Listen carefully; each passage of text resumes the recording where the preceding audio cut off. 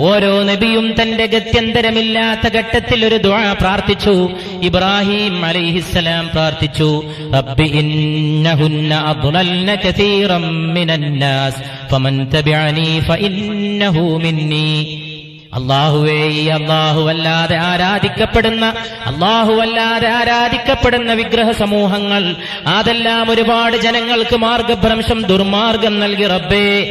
എത്രയോ ആളുകളെ വഴിതെറ്റിച്ചു റബ്ബേ. ഫമൻ തബിഅനി ഫഇന്നഹു മിന്നി. എന്നെ വല്ലവരും പിൻപറ്റുന്നുവെങ്കിൽ അവരെന്നിൽപ്പെട്ടവരാണെന്ന് ഇബ്രാഹിം അലൈഹിസ്സലാം പ്രാർത്ഥിച്ചുവെന്ന് പുണ്യ റസൂലുള്ളാഹി സ്വല്ലല്ലാഹു അലൈഹി വസല്ലം. ഈസാ നബിയോ പ്രാർത്ഥിച്ചു, ഇൻ തുഅദ്ദിബുഹും ഫഇന്നഹും ഇബാദുക ഫഇൻ തഗ്ഫിർ ലഹും ഫഇന്നക അൻതൽ അസീസുൽ ഹകീം.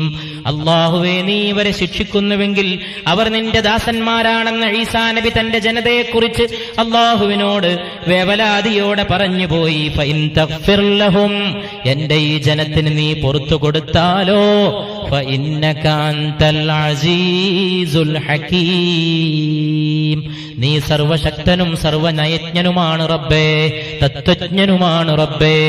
പുറത്തു കൊടുത്താൽ ഉത്തമം റബ്ബേ, നീ ശിക്ഷിക്കുകയാണെങ്കിൽ അവർ നിന്റെ അടിയാറുകളാണ് റബ്ബേ.